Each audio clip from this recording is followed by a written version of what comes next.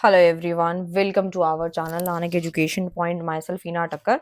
और आज हम जो लेकर आए हैं आप लोगों के लिए मोस्ट इम्पॉर्टेंट क्वेश्चन लेकर आए हैं जो कि आपके जून या दिसंबर में दिखाई देने वाले हैं आप लोगों को। यही मोस्ट इम्पॉर्टेंट क्वेश्चन है। सब्जेक्ट का नाम रहेगा business research methodology.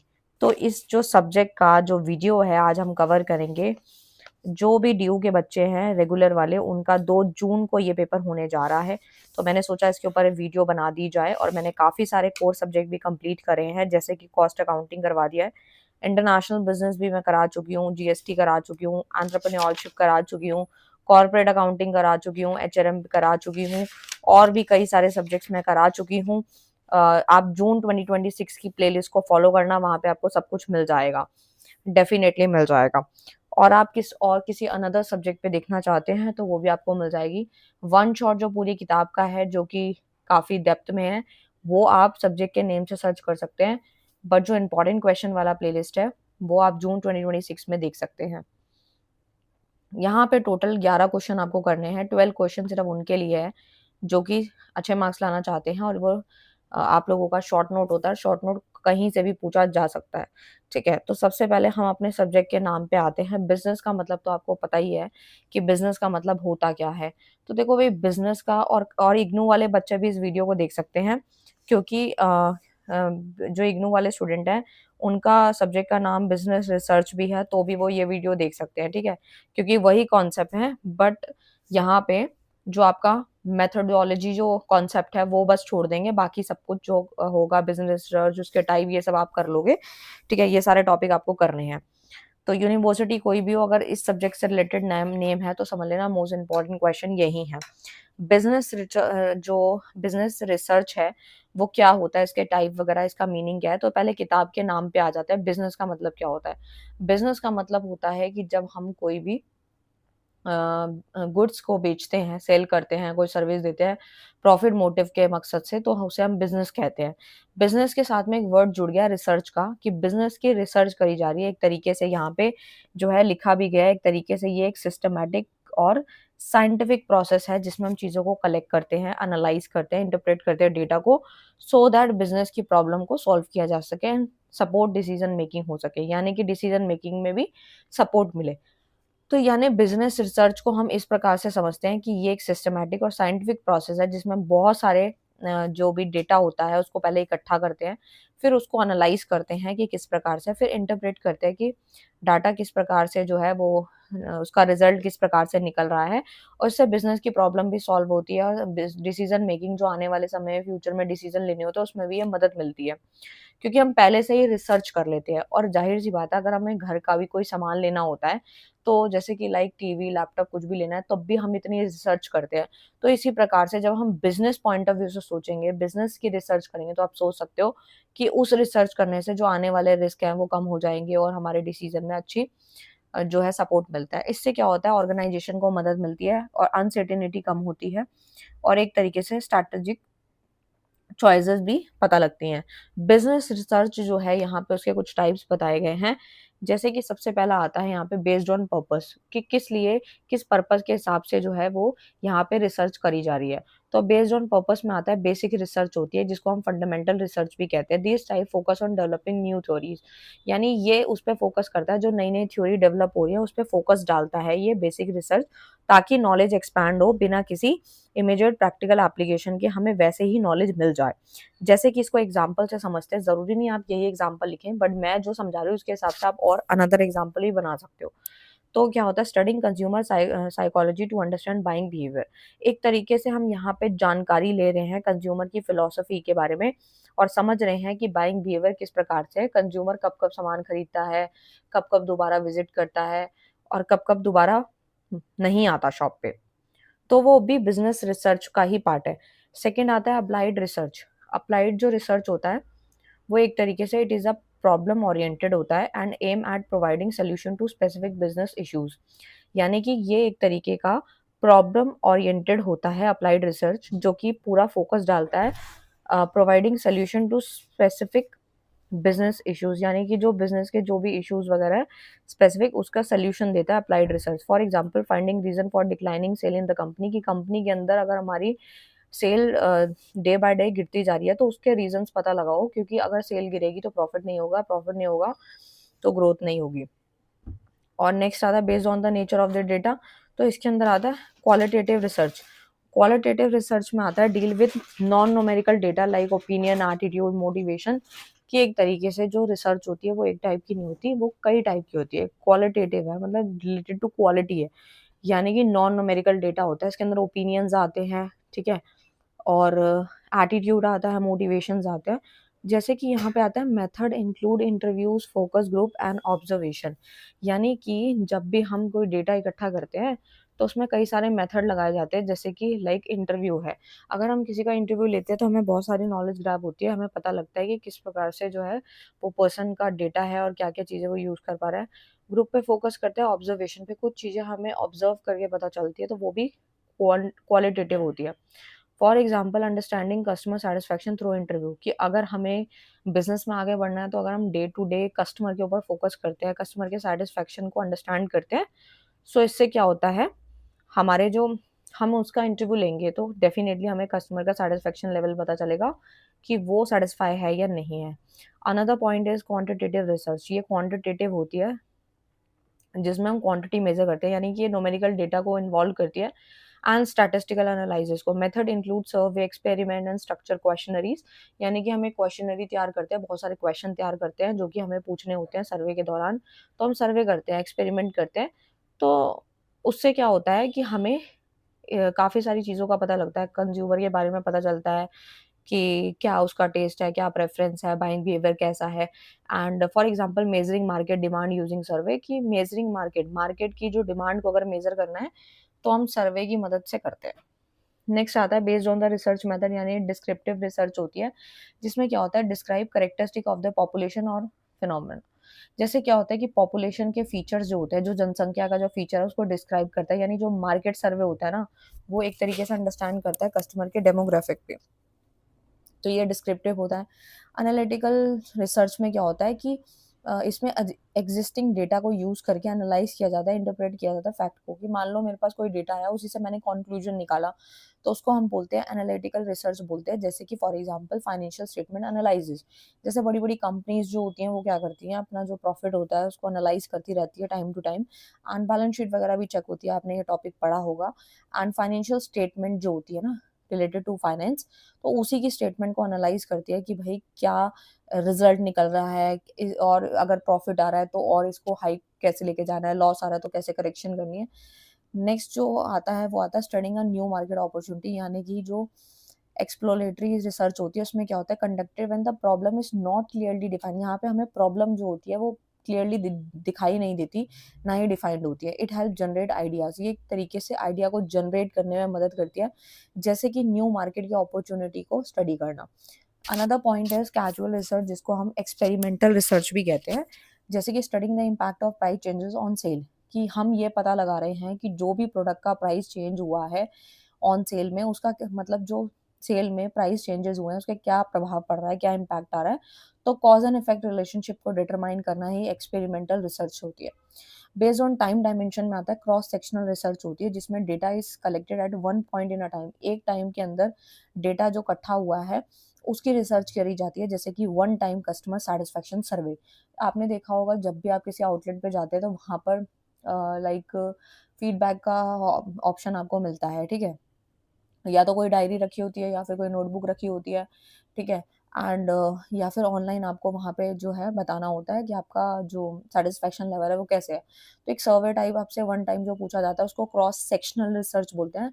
Another point is longitudinal research, data is collected over a period of time, for example tracking customer behaviour over several months और ईयर, यानी कि डेटा को इकट्ठा करा एक पीरियड ऑफ टाइम के लिए, जैसे कि कस्टमर के बिहेवियर को हम ट्रैक कर रहे हैं। आप सोचोगे बार बार कस्टमर के बारे में क्यों बात हो रही है, कस्टमर के बारे में इसीलिए बार बार बात हो रही है क्योंकि यहाँ पे जो बिजनेस रिसर्च है वो कस्टमर ही हमारा भगवान है। क्योंकि अगर हम कस्टमर पे ज़्यादा फोकस डालेंगे ना, अगर हम कस्टमर के बारे में सर्वे करेंगे, उसकी जो सेटिस्फैक्शन लेवल अगर उसको नहीं है, हाई है या लो है, उसको अगर करेक्शन में लाएंगे तो डेफिनेटली हम बिजनेस में सक्सेस ले पाएंगे। Trekking customer behaviour over several months और अ ईयर, नेक्स्ट है जो गुड रिसर्च के जो कैरेक्टरिस्टिक होते हैं, वो सबसे पहला आता है सिस्टमैटिक। हमें ना एक सिस्टमैटिक वे में ही रिसर्च करनी होती है। ऐसा नहीं है कि हमने 2 दिन सर्वे किया या 2 दिन 2 कस्टमर से अच्छे से बात कर ली, उसका सैटिस्फैक्शन लेवल जान लिया और उसके बाद जो बाकी का कस्टमर है उसका नहीं जाना, तो ये कोई रिसर्च नहीं होती, ये आधी अधूरी है जो कि सिस्टमैटिक मैनर में नहीं है। और ऑब्जेक्टिव होता है, it should be free from bias and personal opinion, result must be based on fact and evidence. एक तरीके से उद्देश्य इसका यही है, कोई बायसनेस नहीं होनी चाहिए, कोई भेदभाव नहीं होना चाहिए कि भाई जो कस्टमर अच्छे से बात कर रहे हैं उसका आपने जो है सेटिस्फेक्शन लेवल जान लिया, और जिनको आपके बिजनेस में या आपके गुड्स की सर्विस अच्छी नहीं लगी, आपने उनका ओपिनियन जो है वो जाना ही नहीं और आपने उनसे अच्छे से बात नहीं करी, तो ये कोई बात नहीं होती। ये एक तरीके से बायसनेस को दिखाता है। तो यहाँ पे साफ साफ लिखा है should be free from bias and personal opinion. Another point is scientific approach, जिसमें आता है uses logical reasoning, proper methodology and testing of the hypothesis. यानी कि यहाँ पे लॉजिकल रीजनिंग को यूज किया जाता है, ठीक है, एंड रिलायबल होना चाहिए, रिजल्ट शुड बी कंसिस्टेंट। तो यानी कि जो हमारे जो रिजल्ट हैं वो कंसिस्टेंट होने चाहिए, ठीक है, हम कंसिस्टेंट होने चाहिए हमारे रिजल्ट जो है, और रिपीटेड अंडर सिमिलर कंडीशन, और ज़रूरत पड़े तो ये रिपीट भी हो सकते हैं, वैलिड होने चाहिए, ठीक है, एथिकल होने चाहिए। इस प्रकार से आप पॉइंट्स जो है वो आराम से बना के लिख सकते हैं। Practical unity. Now come to the second question, जो कि रिसर्च के प्रोसेस और डिज़ाइन पे आते हैं। तो सबसे पहले रिसर्च का जो प्रोसेस होता है वो किस प्रकार से होता है। तो सबसे पहले रिसर्च प्रॉब्लम जो होती है उसको हमें पहचानना होता है कि जो रिसर्च में जो भी हम रिसर्च कर रहे हैं उसमें जो भी समस्याएं आ रही हैं उसको पहचानो, यानी कि उसको आइडेंटिफाई करो। फिर उसके बाद रिव्यू ऑफ लिटरेचर की, उसके बाद उसको रिव्यू करना होता है। Another point is formulation of objective, हमें ये पता लगाना है कि इसके उद्देश्य क्या है। फिर इस रिसर्च डिज़ाइन को हम कैसे प्रिपेयर करेंगे, फिर डाटा कहाँ से इकट्ठा होगा, मतलब प्राइमरी लेवल से होगा कि सेकेंडरी लेवल से होगा। फिर डेटा को एनालाइज करना, इंटरप्रेट करना कि डेटा से क्या रिजल्ट निकल के आ रहा है, एंड उसके बाद जो है हम लोगों को जो है उसके बाद जो है हम लोगों को यहाँ पे टेस्टिंग करनी होती है, testing of hypothesis. And last point is conclusion, conclusion and report writing, यानी कि ये जो सारी जो रिसर्च का जो प्रोसेस हुआ है उसके एंड में कंक्लूजन क्या निकला है और रिपोर्ट राइटिंग क्या बताती है। मतलब जो हमने रिसर्च की जो प्रॉब्लम स्टार्ट करी थी जिसको आइडेंटिफाई करना, उससे हमारी क्या क्या डेटा निकल के आ रहा है और क्या क्या रिजल्ट्स आ रहे हैं वो देखेंगे। रिसर्च डिज़ाइन क्या होता है, एक तरीके से ब्लूप्रिंट होता है, एक प्लान होता है फॉर कंडक्टिंग रिसर्च, कि हमने रिसर्च जो कंडक्ट कराई है वो उसका मकसद क्या है, उसका प्लान क्या है, उसका ब्लूप्रिंट क्या है। जैसे अनदर एग्जांपल इज कि लाइक हम देखते हैं कि जब हमारे एग्जाम्स आने वाले होते हैं तो हमें पता होना चाहिए कि कौन से चैप्टर से कितने मार्क्स का जो है वो आएगा, तो वो भी एक ब्लूप्रिंट होता है। इसी प्रकार से बिजनेस रिसर्च डिज़ाइन के अंदर भी ब्लूप्रिंट होता है, specific what and how when where to collect data, कि हमें ये भी पता होना चाहिए कि जो हमारा डेटा है वो कहाँ से, किस वक्त, किस समय, कहाँ से इकट्ठा होगा, ये सारी चीज़ें हमें पता होनी चाहिए डेफिनेटली। उसके बाद आता है टाइप ऑफ रिसर्च डिज़ाइन, जिसमें आता है जो मैंने ऊपर आपको बताया कि एक्सप्लोरेटरी डिज़ाइन होता है, जिसमें जिसका जो स्ट्रक्चर्ड होता है मतलब फ्लेक्सिबल होता है, और अनस्ट्रक्चर्ड होता है। ये use when the problem is not clearly defined, ये मैंने ऊपर ही बता दिया था आपको, सेम है, डिस्क्रिप्टिव भी बता दिया, ये सारे पॉइंट्स आप लिख सकते हैं। गुड रिसर्च डिज़ाइन वही सारे पॉइंट्स हैं, ठीक है, उसमें कोई चेंजेस नहीं है, बाकी शॉर्ट में कर सकते हो। Now come to the third question, जो कि है हाइपोथेसिस। हाइपोथेसिस क्या होता है। हाइपोथेसिस एक टेंटेटिव स्टेटमेंट होती है, एक अजम्पशन होती है about the relationship between two और more variable which can be tested through research. देखो भाई सीधी सी बात है कि हाइपोथेसिस का मतलब ही यही होता है, एक तरीके से टेंटेटिव स्टेटमेंट है, ये कोई फाइनल स्टेटमेंट नहीं है। जैसे कि लेट सपोज मैं एग्जांपल लेती हूँ कि आप इग्नू के स्टूडेंट हैं या फिर डीयू के हैं, वहाँ पे टेंटेटिव डेटशीट पहले रिलीज होती है, तो ये कोई आपकी फाइनल नहीं होती, ये जस्ट आपको बताने के लिए होती है, इन्फॉर्म करने के लिए, भाई तैयारी स्टार्ट कर दो, एग्जाम्स आने वाले हैं, ठीक है। तो आपने क्या समझा कि भाई ठीक है, अगर टेंटेटिव भी नहीं आती तो आप बिल्कुल आराम से बैठे थे, क्योंकि आपको लग रहा था कि नहीं भाई अभी तो एग्जाम होंगे नहीं, होंगे तो फाइनल पे ध्यान देंगे। तो टेंटेटिव आती इसलिए कि आप एक अजम्पशन लगा सकते हो, एज्यूम कर सकते हो, हाँ भाई इस दिन पे भी अगर होंगे तो मुझे अपनी तैयारी पूरी रखनी है। जस्ट लाइक दैट कि बिजनेस के अंदर में भी हाइपोथेसिस होता है कि जिसकी वजह से हमारा जो दो या दो से ज्यादा वेरिएबल्स के बीच में जो रिलेशनशिप होता है उसको हम एज्यूम करते हैं, हम मानते हैं, which can be tested through research. Research की मदद से हम उसको टेस्ट करते हैं। It act as a prediction, हम प्रिडिक्शन की तरह मान सकते हैं, प्रपोज एक्सप्लेनेशन मान सकते हैं। It provide direction to the research process, कि जो हम रिसर्च कर रहे हैं, जो रिसर्च का जो प्रोसेस डायरेक्शन जो है वो हमें रास्ता दिखा देती है कि इस प्रकार से जो है हमें चलना है। जैसे मैंने अभी आपका एग्ज़ाम का एग्ज़ाम्पल दिया था, तो वो आपको ज़्यादा आप रिलेट कर पाओगे क्योंकि अभी आप यूनिवर्सिटी में हो।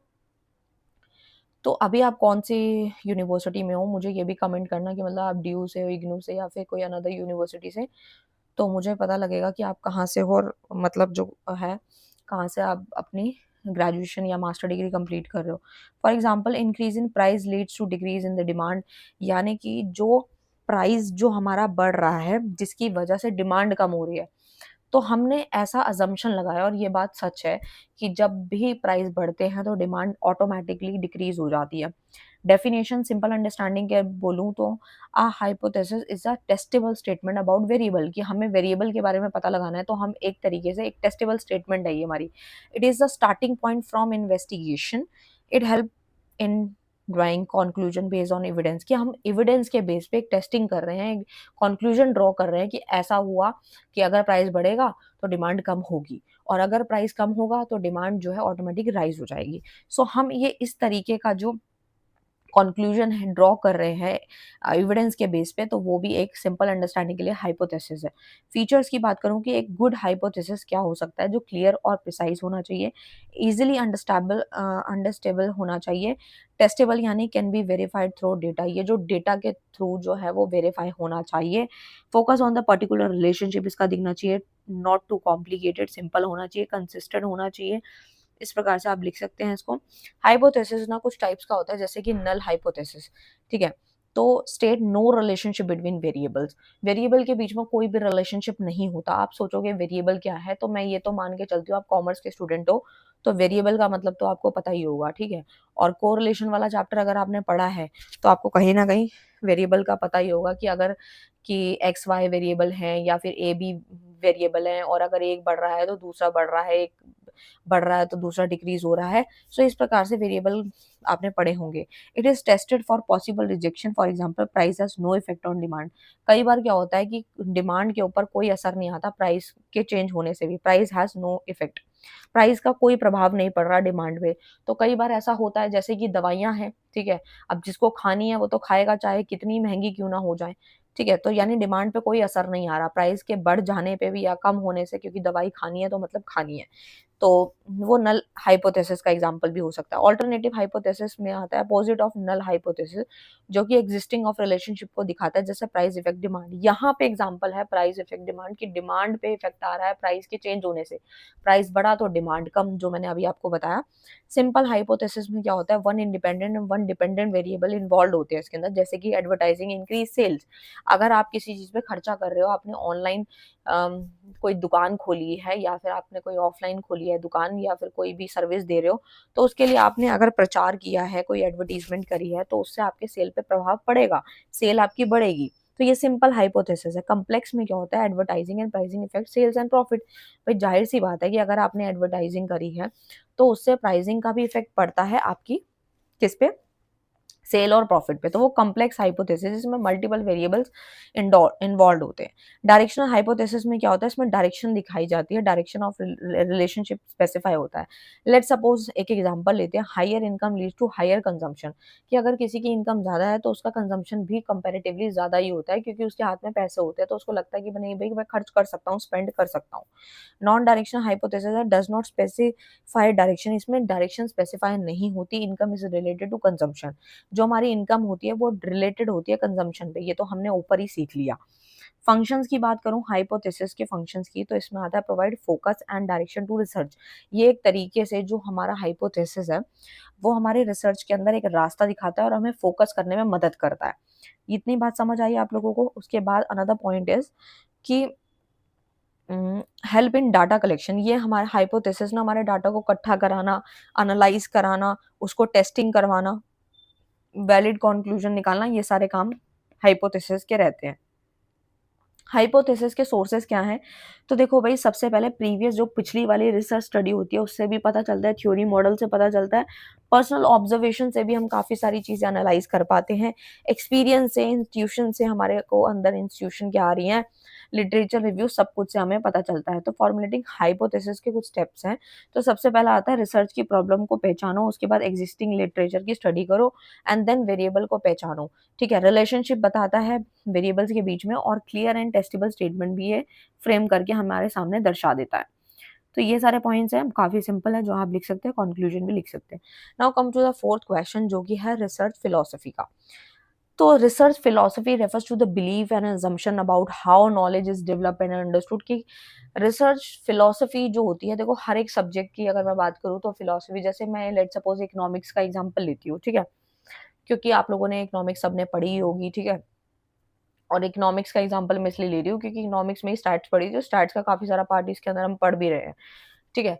तो या बिजनेस में भी आपने पढ़ी है, तो उसमें हमने एक चीज क्या देखी, हमने यही देखा ना कि फिलॉसफी, कभी इकोनॉमिक्स एक सब्जेक्ट नहीं हुआ करता था, वो हम फिलॉसफी में पढ़ा करते थे, ठीक है। बट एडम स्मिथ जो है, हमारे फादर ऑफ इकोनॉमिक्स जो है, वो एक सब्जेक्ट लेकर आए सो दैट आज हम उसकी बुक्स पढ़ पा रहे हैं। अदरवाइज तो हम फिलॉसफी में इकोनॉमिक्स का कॉन्सेप्ट पढ़ते थे, ठीक है।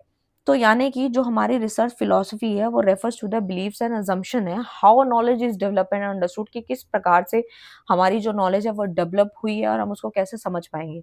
एक तरीके से ये हमें गाइड करता है कि रिसर्च जो कंडक्ट हुई है, including data collection and analysis, यानी कि it answer question like what is knowledge, how can it be obtain, कि नॉलेज क्या है और कैसे हमें मिलेगी, कैसे ऑब्टेन होगी। सो ये रिसर्च फिलॉसफी है। फिलॉसफी में काफी छोटे मोटे कॉन्सेप्ट आते हैं, लेकिन डेप्थ में आते हैं। क्लियर रिसर्च फिलॉसफी होती है पॉजिटिज्म, ठीक है, जो पॉजिटिविटी को दर्शाता है हमारी।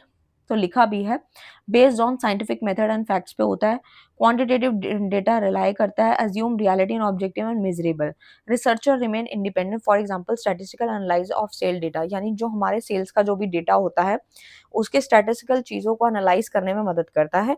उसके बाद अनदर पॉइंट आता है इंटरप्रिटिज्म, क्या होता है, ठीक है। तो फोकस करता है ये अंडरस्टैंडिंग ह्यूमन बिहेवियर को, उसके एक्सपीरियंस को, क्वालिटेटिव मेथड, इंटरव्यू, ऑब्जर्वेशन, ये सब हमने ऊपर पढ़ा। इसको एक एग्जांपल से समझते हैं, तब अच्छे से समझ में आएगा। तो देखो, studying employ satisfaction through interview, कि हमने यहाँ पे जांचा, यहाँ पे स्टडी करी कि एम्प्लॉय का सेटिस्फेक्शन क्या है, उसको अच्छा लगा, बेकार लगा, बहुत बेकार लगा, इंटरव्यू के द्वारा पता लगाया, तो इंटरप्रेट करी हमने चीजें, ठीक है। Now come to the third point, जो कि हमारा प्रेगमेटिज्म। इसमें क्या होता है, फोकस करता है on the practical solution to problem, यानी जो हमारी ये फोकस करता है हमारी प्रैक्टिकल सोल्यूशन पे। क्वालिटेटिव क्वांटिटेटिव मेथड दोनों ही इसमें यूज होते हैं, जैसे कि इसमें एग्जांपल से समझो इसको। एग्जांपल क्या बोलता है वो देखते हैं। एग्जाम्पल है combining survey and interview for market research, यहाँ पे सर्वे को और इंटरव्यू को कंबाइन किया गया मार्केट के रिसर्च को लेने के लिए। नेक्स्ट पॉइंट आता है realism.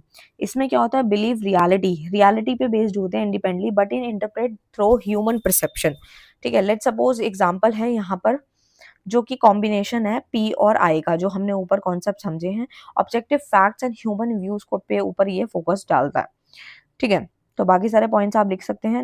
Now come to the fifth question, जो कि है डेप्थ इंटरव्यू क्या होता है। तो डेप्थ इंटरव्यू एक तरीके का क्वालिटेटिव रिसर्च टेक्निक है, जो कि इन्वॉल्व है 1-to-1 interaction between the interviewer and respondent, यानी कि डेप्थ इंटरव्यू जो होता है वो एक तरीके से क्वालिटेटिव रिसर्च टेक्निक होती है, जिसमें 1-to-1 इंटरेक्शन होता है किसके बीच का, इंटरव्यूअर एंड रिस्पोंडेंट का।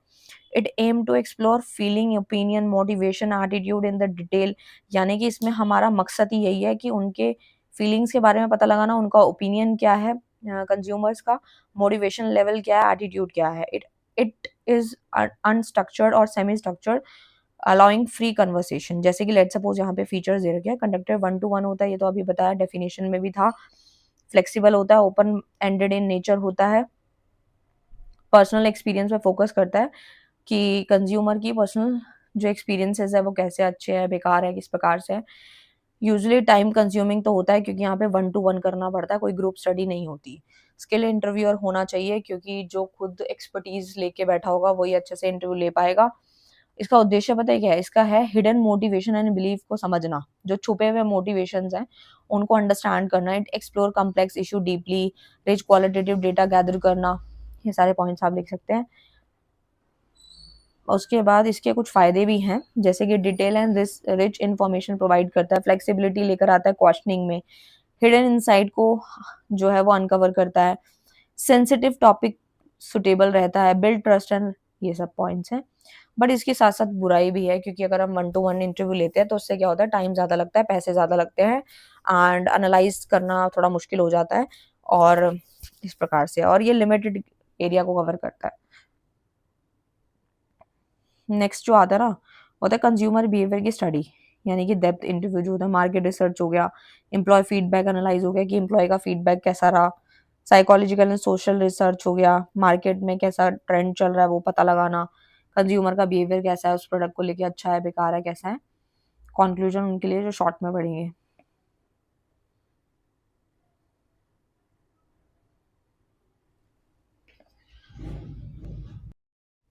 Now come to the six question, जो कि है projective technique use in exploratory research, यानी कि जो प्रोडक्टिव टेक्निक्स होती हैं वो क्या होती हैं। तो प्रोजेक्टिव टेक्निक की अगर मैं बात करूं, और इनडायरेक्ट मेथड, ये एक तरीके से इनडायरेक्ट मेथड होते हैं डेटा को कलेक्ट करने में, डाटा को इकट्ठा करने में, जो कि एक्सप्लोरेटरी रिसर्च में इस्तेमाल होते हैं। जैसे कि respondent are asked to project the thoughts feeling attitude, तो ये सारी चीज़ें जो रिस्पोंडेंट होते हैं वो पूछते हैं कि किस तरीके के थॉट्स रहे हैं, किस तरीके की फीलिंग जो है इंडिविजुअल को है, एटीट्यूड कैसा है। तो इस प्रकार का डेटा इकट्ठा किया जाता है, और जिसमें हेल्प करता है एक तरीके से अनकवर हिडन मोटिव्स को, बिलीव्स को, इमोशंस को। नेक्स्ट आता है कैरेक्टरिस्टिक की बात करूँ प्रोजेक्टिव टेक्निक की, तो इसमें आता है इनडायरेक्ट अप्रोच। इनडायरेक्ट अप्रोच में आता है नॉट स्ट्रेट फॉरवर्ड क्वेश्चनिंग। इसमें क्या होता है, स्ट्रेट फॉरवर्ड क्वेश्चनिंग जो होती है वो नहीं की जाती, इनडायरेक्ट तरीके से पूछे जाते हैं। इसके अंदर जो स्टिमुली यूज़ करी जाती है, जैसे इमेजेस, वर्ड, सिचुएशन का इस्तेमाल किया जाता है। फ्री एक्सप्रेशन को इनकरेज करता है ये, एंड सेंसिटिव और कॉम्प्लेक्स टॉपिक यूज़फुल होते हैं, क्वालिटेटिव इन नेचर मेनली इसके लिए होता है ये। और प्रोजेक्टिव टेक्निक के टाइप्स की अगर बात करूँ मैं, तो इसके अंदर आता है वर्ड एसोसिएशन टेस्ट। इसमें आता है respondent are given a word and asked to say that first word that comes to mind, help identify immediate reaction and attitude. For example brand name respond word, कि अगर कोई brand name लिया गया है तो उसका रिस्पॉन्स वर्ड क्या है। तो एक तरीके से वो वर्ड एसोसिएशन टेस्ट होता है, जिसमें क्या होता है, रिस्पोंडेंट जो होता है एक गिवन वर्ड देता है और फिर पूछा जाता है say that the first word that comes to your mind, कि कोई भी वर्ड दे दो और उससे आप आपके माइंड में क्या चीज़ आती है, क्या रिस्पॉन्स आता है, तो वो पूछा जाता है, ठीक है। तो नेक्स्ट जो आता है वो आता है सेंटेंस कंप्लीटेशन टेस्ट, जिसमें आता है respondent complete and incomplete sentence, की जो रिस्पोंडेंट होता है वो इनकम्प्लीट सेंटेंस को कंप्लीट करता है। For example I prefer online shopping because, तो उसके पीछे क्या रीजन है उसको फिल करना है। तो वो सेंटेंस कंप्लीटेशन टेस्ट होता है, जिसको हमें सेंटेंस को कंप्लीट करना होता है। नेक्स्ट आता है स्टोरी कंप्लीटेशन टेस्ट जो होता है, a story is given partially and respondent are asked to complete it, कि एक स्टोरी जो है वो उसके बारे में थोड़ा बहुत बता के रिस्पोंडेंट जो होता है उससे आप पूछता है कंप्लीट उसके बारे में। इससे हेल्प होती है अंडरस्टैंड थॉट प्रोसेस और इमेजिनेशन भी डेवलप होती है। नेक्स्ट जो आता है वो आता है थीमेटिक टेस्ट होता है, टैट जिसे बोलते हैं। इसमें अंदर respondent are shows pictures and asked to create a story, एक तरीके से पिक्चर दिखाई जाती है और रिस्पोंडेंट जो है वो आस्क पूछता है कि क्या स्टोरी क्रिएट हुई है, reveal deep emotion and motivation हमें पता लगते हैं। कार्टून टेस्ट में क्या होता है, बेसिकली इसमें क्या होता है, cartoon images with empty speech bubbles are given. यहाँ पे कुछ कार्टून की इमेजेस जो होती हैं वो एम्प्टी स्पीच बबल्स के साथ होती हैं, जो कि दी गई होती हैं। तो रिस्पोंडेंट ना फिल करता है उस डायलॉग को, ठीक है। And useful in understanding attitude in a simple way, बिल्कुल सिंपल तरीके से अगर एटीट्यूड को समझना है में मदद करता है कार्टून टेस्ट, ठीक है। रोल प्लेइंग में क्या आता है, जो कि बिहेवियर एंड रिएक्शन को रिवील करने में मदद कराता है। Respondent act in a given situation और रोल, की जो रिस्पोंडेंट होता है वो एक्ट करता है गिवन सिचुएशन या फिर रोल में। थर्ड पर्सन टेक्निक होती है, respondent are ask about the other behaviour instead of their own, जैसे कि रिड्यूस हेजिटेशन एंड बायसनेस, मतलब जो भी किसी भी पर्टिकुलर चीज़ को लेके जो हेजिटेशंस होती हैं वो कम हो जाती हैं एंड बायसनेस भी कम रहती है।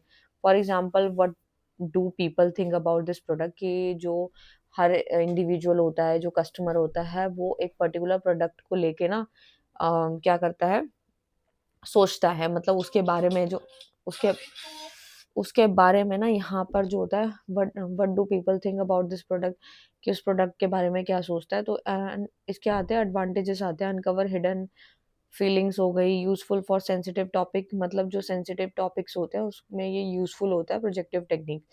क्रिएटिव रिस्पॉन्स भी इनकरेज होता है और इससे सोशल डिसेबिलिटी भी जो की जो बायसनेस होती है वो कम होती है। साथ ही साथ इसकी कुछ बुराइयाँ हैं, डिसएडवांटेजेस हैं, जैसे कि इंटरप्रेट रिजल्ट, जैसे हमें किसी चीज़ का रिजल्ट इंटरप्रेट करना होता है, पता लगाना होता है, तो उससे क्या होता है कि हम जो है हमें डिफ़िकल्टी फ़ेस होती है, क्योंकि इतना ईज़ी टास्क नहीं होता ये। स्किल्ड रिसर्चर रिक्वायर्ड होता है, टाइम ज़्यादा लगता है क्योंकि हमें पर्टिकुलरली एक-एक चीज़ की स्टडी करनी होती है। रिलायबिलिटी और वैलिडिटी की थोड़ी-सी कमी इसके अंदर रहती है। कंक्लूजन आप लोग पढ़ सकते हैं। Now come to the 7th question, जो कि है type of the experimental design. Experimental design एक तरीके का ब्लूप्रिंट होता है किसी भी साइंटिफिक इंक्वायरी का।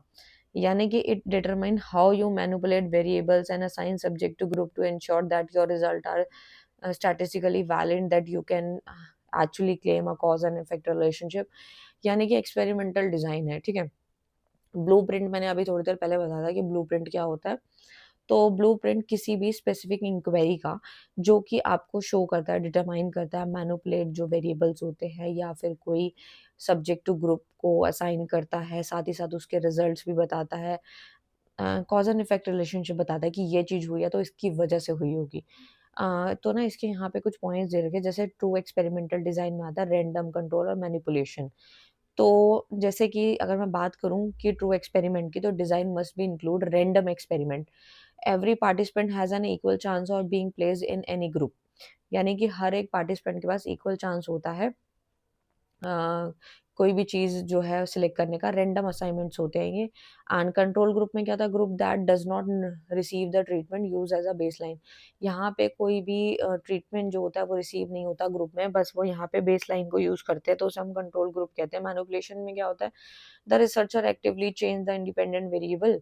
तो नेक्स्ट आता है कॉमन सब टाइप आता है, पोस्टर्स ओनली कंट्रोल ग्रुप हो गया, प्रीटेस्ट हो गया, सोलोमन हो गया, ये सारे पॉइंट्स दे रखे हैं। तो पोस्टर्स ओनली कंट्रोल ग्रुप में आता है, पार्टिसिपेंट आर रैंडमली असाइन्ड किए जाते हैं and the treatment is applied to one group. सिर्फ एक ही ग्रुप पे ये ट्रीटमेंट अप्लाई किया जाता है and then both group are measure, और जो बाकी के जो 2 ग्रुप्स होते हैं उसको मेजर कर लिया जाता है। नेक्स्ट जो आता है वो आता है बिफोर एंड आफ्टर, ठीक है, कि participant are measure before and after the treatment to track the specific change. कि अगर हमें किसी भी चीज़ का बिफोर एंड आफ्टर देखते हैं तो उससे हमें एक चेंज पता लगता है, एक स्पेसिफिक चेंज को हम ट्रैक कर पाते हैं, चाहे वो कोई भी चीज़ हो। लेकिन अगर हम ग्रुप की बात करें, पार्टिसिपेंट की बात करें, तो वो हम ऐसे मेजर कर सकते हैं। क्वासी एक्सपेरिमेंटल डिजाइन में जो आता है वो आता है quasi experiment look like true experiment but lag random assignment. यानी कि जो रैंडम असाइनमेंट होता है उसमें कमी देखने को मिलती है। तो यहाँ पे नॉन इक्विवेलेंट कंट्रोल ग्रुप में आता है you use existing group, for example class A and class B, since you did not assign them randomly the group might have parallel differences. देखो जाहिर सी बात है, यहाँ पे 2 एग्जिस्टिंग ग्रुप्स लिए गए हैं, एक क्लास ए का और क्लास बी का, और उसके बाद जो है यहाँ पे कोई भी रैंडमली कुछ भी चीज़ असाइन नहीं है, तो डिफरेंस तो देखने को डेफिनेटली मिलते हैं। इंटरप्टेड टाइम सीरीज की बात करूँ तो इसमें आता है you take multiple measurement before and after treatment to look a specific break and trend change in the data. कि जो भी हमारे डेटा में ट्रेंड चेंज दिखाई दे रहा है, ब्रेक दिखाई दे रहा है, तो वो भी किसकी वजह से, क्योंकि हमने यहाँ पे मल्टीपल मेजरमेंट्स लिए थे बिफोर एंड आफ्टर ट्रीटमेंट, तो उससे हमें एक स्पेसिफिक ब्रेक या ट्रेंड देखने को मिलता है। प्री एक्सपेरिमेंटल डिजाइन में आता है जैसे कि वन शॉट केस स्टडी होता है, जैसे वीकेस्ट डिजाइन भी बोलते हैं, जिसमें वन ग्रुप रिसीव करता है ट्रीटमेंट और उसको फिर मेजर किया जाता है। और नेक्स्ट जो आता है कि जो one group pre test and post test होता है, उसमें क्या था, नाम से क्लियर है, प्री एंड पोस्ट आता है, तो इसके अंदर आता है कि एक ग्रुप को मेजर करना, ट्रीट करना, मेजर करना अगेन एंड अगेन, जिससे कि ना ये पता लगता है would have change naturally over time, कि कितना चेंजेस देखने को हमें मिला है। Now come to the 8th question, जो कि है different type of scale. Scale कितने टाइप का होते हैं। रिसर्च और स्टैटिस्टिक की बात करूँ, स्केल ऑफ मेजरमेंट रेफर करता है variable and defined and categories develop by the Stanley. तो यानी कि यहाँ पे 4 लेवल डिटरमाइन किए गए हैं आपके मेजरमेंट के। पहला तो आता है नॉमिनल स्केल, जिसे हम लेवल्स भी कहते हैं। तो ये किस लिए इस्तेमाल किया जाता है? तो देखो भाई, सिंपल सी बात है, बहुत सारे सर्वे ऐसे होते हैं जो कि हम डेप्थ में नहीं कर सकते। डेप्थ में इन द सेंस कि जब हम रिसर्च करते हैं तो हमारे पास इतना टाइम नहीं होता कि हम एक-एक इंसान से इतने सारे क्वेश्चन पुट अप करें जिसके आंसर काफ़ी लेंथी हो। तो हम कई बार येस, नो या फिर टिक रॉन्ग या फिर इस तरीके के क्वेश्चंस उठाते हैं ताकि हमारे को ना आंसर लेने में थोड़ा इजी हो। नॉमिनल स्केल में आता है the most basic level, it is use on categorization based upon the name और लेवल पे डिपेंड करता है। जैसे कि ऑपरेशन है उसमें काउंटिंग हो गई, फ्रीक्वेंसी मोड आता है। फॉर एग्जांपल जैसे जेंडर हो गया, हेयर का कलर कैसा है, नेशनैलिटी कैसी है, यस नो में रिस्पॉन्स ले लेना, ये सब नॉमिनल स्केल्स होते हैं। की रूल क्या है, you can't say red is higher than blue, they are just different. तो मतलब इतना टाइम ना हो के शॉर्ट में आंसर लेना, यस नो में ले लिया, रिस्पॉन्स है ट्रू या फॉल्स है ऐसे ले लिए, तो नॉमिनल स्केल लेवल कहते हैं। ऑर्डिनल स्केल में रैंकिंग होती है कि हम किसी भी प्रोडक्ट को या किसी भी सर्विस को हम रैंकिंग करते हैं, तो उसे हम जैसे यहाँ बताया भी गया है कि स्केल जो है classified data into a specific order या रैंक में बताया जाता है, but the distance between the rank is unknown और इनकंसिस्टेंट। फॉर एग्जांपल जैसे कि मीडियन है, परसेंटाइल है, रैंक ऑर्डर्स हैं। जैसे कि रेस का रिजल्ट है कि फर्स्ट आया बच्चा, सेकंड आया है, थर्ड आया। तो इस प्रकार से सेटिस्फाई है, न्यूट्रल है, डिससेटिस्फाई है, इस प्रकार से हम लिख सकते हैं। और ज्यादातर रिसर्च में यही सारी चीजें इस्तेमाल होती हैं। इंटरवल स्केल में होता है कि this scale has consistent measurable distance between points के बीच में जो है वो डिस्टेंस को मेजर कर पाते हैं। जैसे कि it lack a true zero. For example जैसे प्लस माइनस हो गया, मीन, स्टैंडर्ड डेविएशन, इन सबको अगर हम इस्तेमाल करते हैं वो इंटरवल स्केल होता है। For example temperature in Celsius और फ़ारेनहाइट, आईक्यू स्कोर हो गया। या फिर आपको पता होगा कि टेम्परेचर को मेजर करते हैं या तो सेल्सियस में या फिर फ़ारेनहाइट में। नेक्स्ट जो पॉइंट आता है वो आता है रेशियो स्केल, जिसे हम ट्रू जीरो भी कहते हैं। इसके अंदर क्या होता है, हाईएस्ट लेवल ऑफ मेजरमेंट होती है, जिसके अंदर ट्रू लेवल पॉइंट भी इसे बोला जाता है। सारी की सारी प्रॉपर्टीज आती है इसके अंदर इंटरनल स्केल की, इंटरवल स्केल की। तो plus true point, zero point भी आता है जिसमें हम कंपैरिजन कर पाते हैं। जैसे कि ऑपरेशन है, ऑपरेशन में आता है multiplication, division, all mathematically operation, जितने भी हम मैथमेटिकल ऑपरेशन ये इस्तेमाल करते हैं ना, लाइक मल्टीप्लाई, डिवीजन, ये सब ऑपरेशन में आता है। For example height, weight, age, income, distance. तो किसी पर्टिकुलर पर्सन की अगर हाइट जाननी है, वेट जानना है, तो ये एक रेशियो स्केल होगा। फिर आता है नेक्स्ट क्वेश्चन आता है difference between primary data and the secondary data. ये काफी बार एग्जाम में पूछा गया है। तो प्राइमरी डेटा का मतलब होता है रियल टाइम डेटा होता है जो कि collect by the researcher. Researcher इसको कलेक्ट करता है, पहली बार ही कलेक्ट करता है, इससे पहले उसने कलेक्ट नहीं किया। तो प्राइमरी मतलब फर्स्ट है, सेकेंडरी मतलब जो होता है वो पहले ही ऑलरेडी जो कलेक्ट किया गया है उसी को प्रोसेस करना या फिर उससे कुछ कंक्लूजन निकालना, वो सेकेंडरी डेटा है। इसका सोर्स होता है प्राइमरी का, जैसे सर्वे करके, इंटरव्यू लेके किसी का, या फिर एक्सपेरिमेंट करके, ऑब्जर्वेशन करके, ये सब चीज़ों से प्राइमरी डेटा निकलता है। लेकिन ये होता है बुक्स, जर्नल, गवर्नमेंट के रिकॉर्ड, वेबसाइट, इंटरनल रिपोर्ट, ये सब सेकेंडरी होता है क्योंकि ऑलरेडी जो है वो सर्वे हो चुका होता है। बस इसको जो है ऑर्गेनाइज वे में लगाया जाता है और इसको दोबारा से प्रोसेस किया जाता है।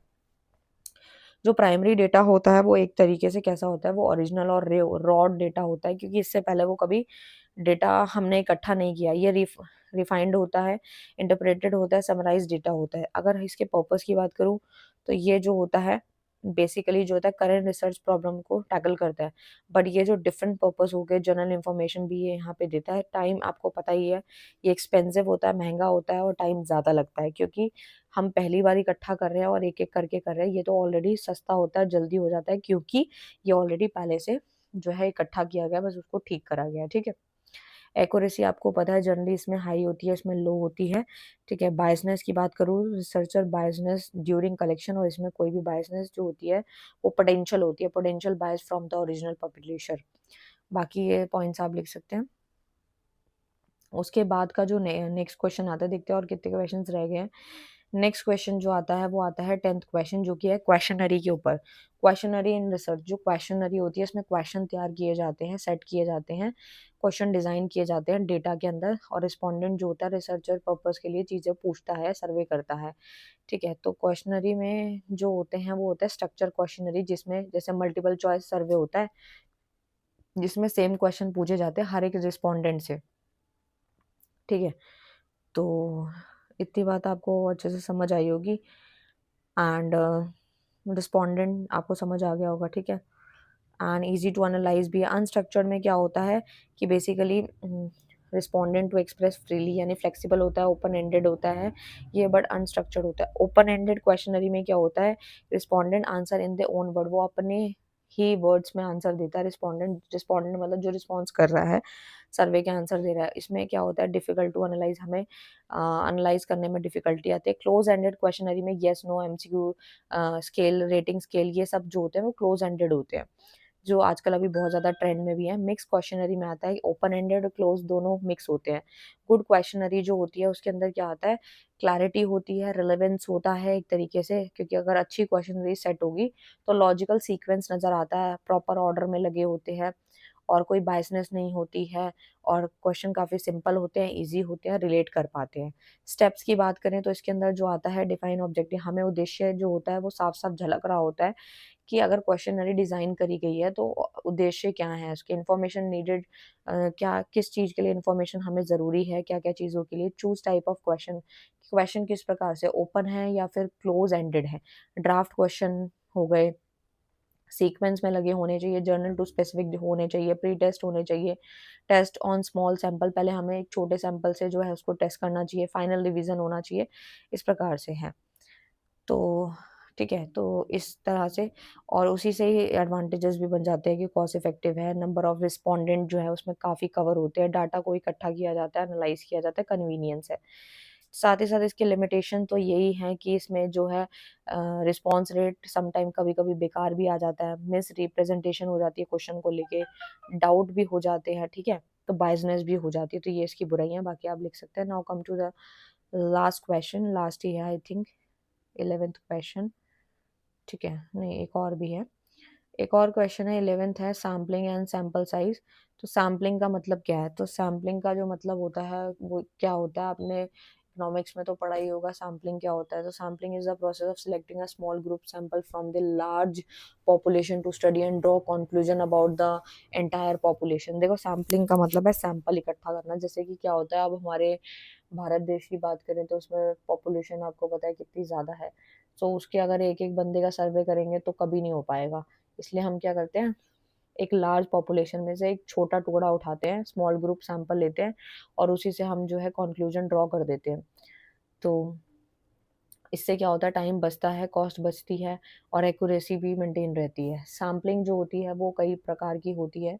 सबसे पहला आता है प्रोबेबिलिटी सैम्पलिंग। इसमें क्या होता है, हर एक यूनिट जो होती है वो नोन होती है और सिलेक्शन का चांस बिल्कुल इक्वल होता है। ठीक है? जैसे कि सिंपल रैंडम सैम्पलिंग, जैसे लॉटरी मेथड है, पहले बहुत ज़्यादा ट्रेंड में था, ठीक है?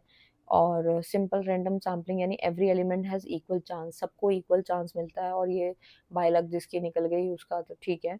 बट जिसकी नहीं निकली उसकी बात ही अलग है।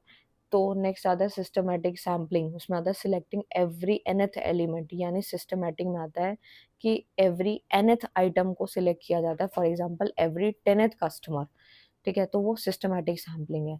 स्ट्रैटिफाइड सैम्पलिंग होती है पॉपुलेशन डिवाइडेड इनटू ग्रुप्स, यानी स्ट्रैटा, यानी sample taken from each group, हर एक ग्रुप से सैंपल इकट्ठे किए जाते हैं तो उसे हम स्ट्रैटिफाइड सैम्पलिंग कहते हैं। क्लस्टर सैम्पलिंग होती है कि जनसंख्या को, पॉपुलेशन को डिवाइड किया गया जाता है क्लस्टर में, जैसे कि एंटायर क्लस्टर सिलेक्टेड रैंडमली, और उसमें से ज़रूरी नहीं है कि हम पर्टिकुलर इस पर्सन को उठाएँगे या इस पर्टिकुलर पर्सन को लिया जाएगा।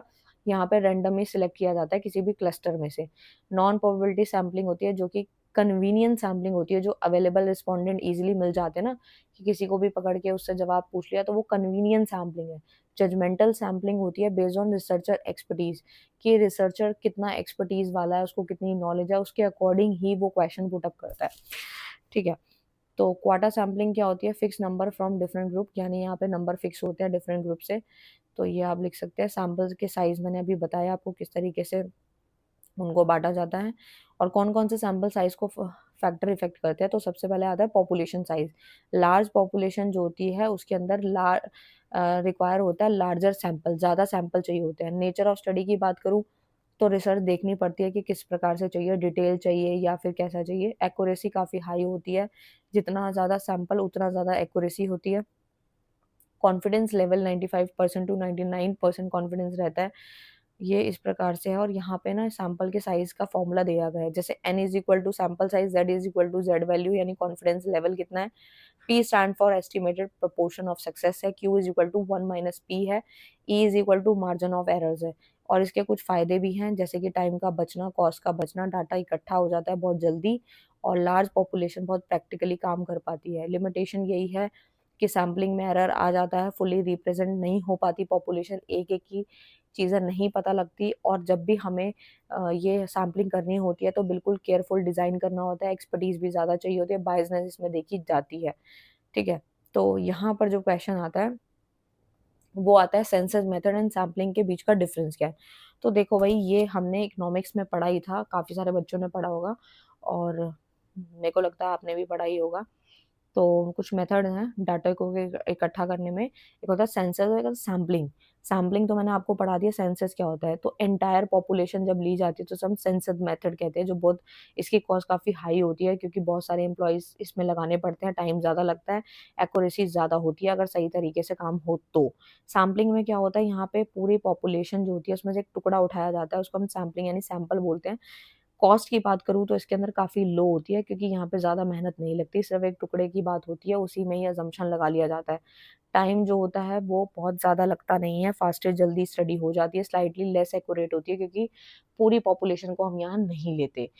ये थे 11th क्वेश्चन जो मैंने पूरे के पूरे कंप्लीट कराए हैं और लास्ट क्वेश्चन शॉर्ट नोट के ऊपर है। ज़रूरी नहीं है शॉर्ट नोट यहीं से आए, शॉर्ट नोट कहीं से भी आ सकता है क्योंकि यूनिवर्सिटी आपको चेकआउट करती है कि आपने पूरा साल क्या पढ़ाई करी है।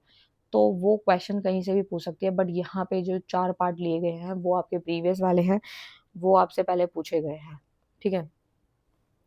तो सबसे पहले आते हैं रिपोर्ट के ऊपर। रिपोर्ट क्या होती है? A report is a formal document. Report एक तरीके की फॉर्मल डॉक्यूमेंट होती है जो कि हमारी इन्फॉर्मेशन, फैक्ट, एनालिसिस, रिजल्ट या फिर किसी भी चीज़ की रिसर्च के बारे में स्टडी बताती है या जो इन्वेस्टिगेशन की गई है उसके बारे में एक रिपोर्ट निकल के आती है और ये एक फॉर्मल डॉक्यूमेंट होता है। ये कम्युनिकेट करती है रिसर्च आउटकम टू लीडर्स के साथ और ये रिटन भी हो सकती है, ओरल भी हो सकती है, बट यूजुअली ये रिटन फॉर्म में ही होती है। ये ज़्यादातर हमारे बिज़नेस, एकेडमिक और गवर्नमेंट इसको इस्तेमाल करती है। इसका उद्देश्य क्या है और इन फीचर्स क्या हैं? तो सबसे पहला तो यही है, based on evidence and data के बेस पे ये बनती है। ऑब्जेक्टिव और फैक्चुअल होती है, सिस्टमैटिक प्रेज़ेंटेशन होती है एक तरीके से। रिपोर्ट राइटिंग क्या होती है?